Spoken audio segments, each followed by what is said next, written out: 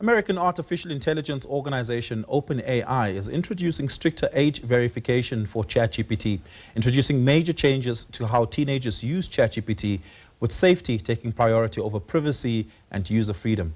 The move follows legal action from the family of a 16-year-old who took his own life after prolonged interaction with the chatbot.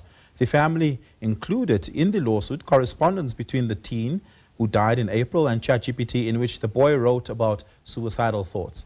The parents claim that the program encouraged his most harmful and self-destructive thoughts. To bring us to speed with what prompted the decision to effect changes is Allan, Juma, cybersecurity engineer at ESET Southern Africa. Allan, for technology and internet products, it has been standard practice, at least for the better part of the last 20 years, for age verification to be a part of access to participate or make use of the instrument and or platform. But that seemingly hasn't been the case for ChatGPT. Is that an outlier?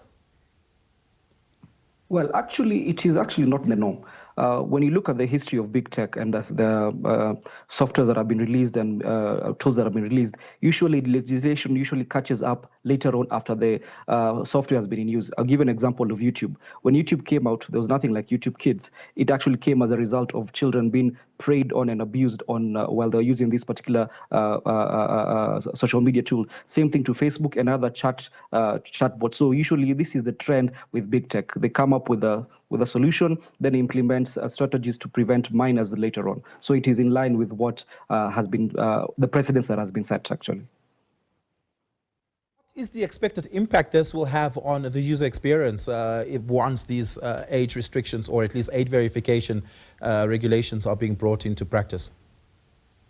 Yes, there will definitely be a change in how we use the particular solution, in this case, ChatGPT, in that whenever ChatGPT will be in question of your age, you need to verify. And in some cases, you'll actually be asked to provide your government-issued identification cards, and also of is my data private, is my data secure, who is my data being shared with. So it brings all these issues, and we expect that this trend will follow suit in other organizations or other websites whereby they want to protect minors. So very soon you'll start seeing that using some other softwares and sites, you'll be asked actually to verify your age and also your the authenticity of your age, and also if you're of age, basically.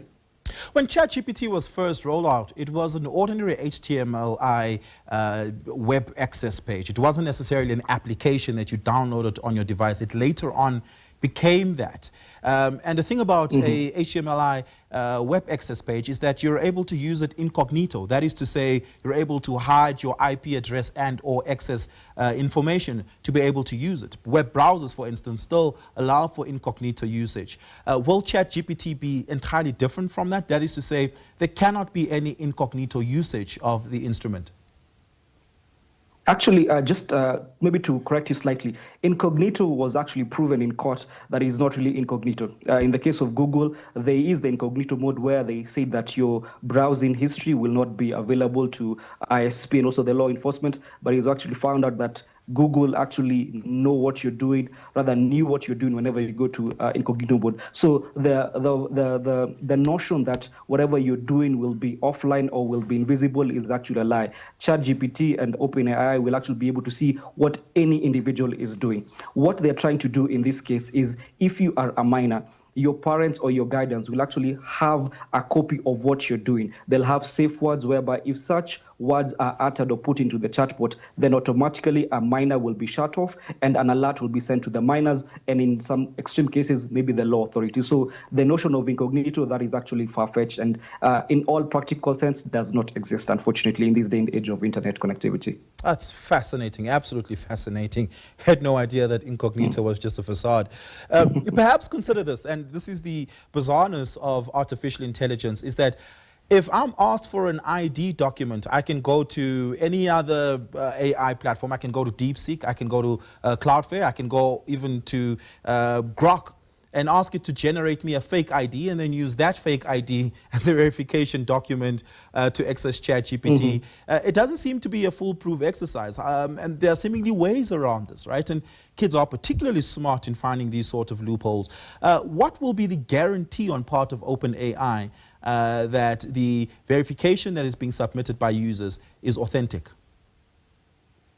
That's actually quite true, Oliver. And when you, for those who have kids, I mean, you always know that they are always 2 steps ahead of their parents when it comes to technology. I don't know whether you've heard of a concept called Finsters. Finsters, basically, these are fake Instagram accounts whereby children under the legal age who are required to open Instagram accounts actually do open multiple accounts. Children as young as 5 have duplicate and multiple accounts on IG and other social media apps. Now, when it comes to this particular case, I mean, I don't know whether you read the statement that OpenAI, the CEO, released a few weeks ago. Basically, it's a work in progress. They will see what works and what does not work. So if this particular method of age verification does not work, they'll pivot to another particular model that will be seen to work. So it's how AI models are trained. They're trained on a set of data to know which one works, which one does not work. And once they happen to chance by the correct formula, then that is what they'll use. So we expect to see a lot of trial and error, a lot of fails, and also hopefully a lot of successes. Yeah. Allan, thank you so much for your insights this evening. Really do appreciate it. Cybersecurity engineer at ESET Southern Africa, Allan Juma.